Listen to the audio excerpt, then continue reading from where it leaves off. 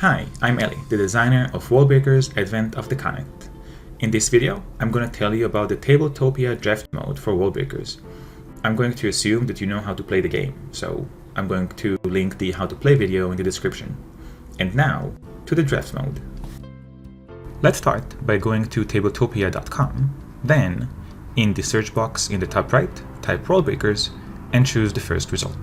Then, choose Play Online, share the room number with your friend so they can join you in the draft, change the game format to 2-player Winston draft, and click Start. Before I talk about Wallbreakers itself, I want to mention a couple of Tabletopia tips and tricks. To zoom in on a card, mouse over it and either press spacebar or double-click. Draw cards from the top of the deck by dragging and dropping them. Flip them by pressing the F key on your keyboard. Rotate them using E and Q. Draw them using T. You can draw from the top of the deck using T as well. To put them back on the board, flip them in your hand using F and drag and drop them back into the play area. And finally, select multiple cards by pressing Shift and drawing a box around them. The Wallbreakers tabletop module has 2 sections to it. You start by looking at the draft section, and then, if you move to the side, you're going to see the play section, which I'm going to talk about later in this video. In addition, each player has their own Wallbreakers display area, which I will talk about in a couple of minutes. A 2-player Wallbreakers draft has 3 parts to it. 1. The draft, 2. Deck construction, and 3. Playing the game. I'm going to start by talking about the draft. Wallbreakers is using Winston Draft, which was invented by Richard Garfield, the creator of Magic the Gathering. The draft uses a deck of 96 unique cards. Start by creating 3 piles of 1 card each by drawing from the top of the deck. The first player, in this case blue, now makes the first pick. They examine the card in pile number 1, press T to pick it up, and decides whether to take it or not.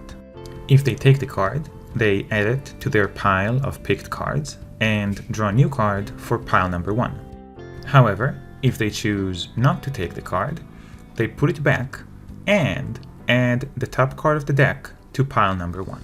Pile number 1 now has 2 cards in it. If the player takes a card, their turn is over and the other player now makes the pick. However, if they didn't take a card, they look at pile number 2, repeating the process, either taking the card or putting it back and adding the card. Then, if the player still did not take a card, continue with pile number 3.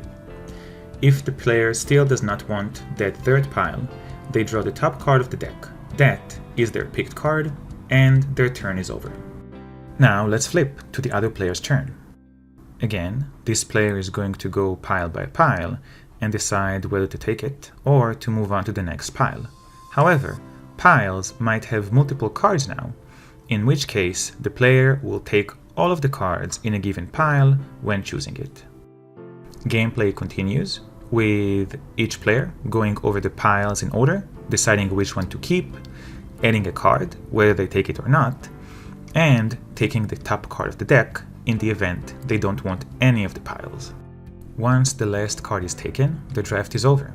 Use Shift-click to pick up your deck, move it aside, and let's talk about deck construction. After the draft, each player is going to have about 46 cards that they picked.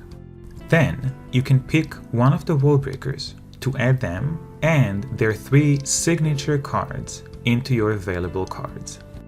Remember that you can always zoom in on a card by pressing spacebar or by double-clicking on it. Once you've selected your Wallbreaker, add them and their signature cards to your pool, and build a deck of 30 cards plus the Wallbreaker card.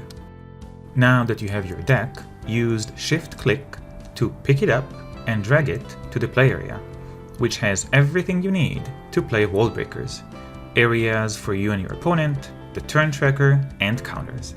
Good luck! Thank you for listening. If you're looking for players, check out the Discord channel, which I'm going to link in the description of this video. And finally, please subscribe to this channel to get up-to-date news about Wallbreakers. Ciao!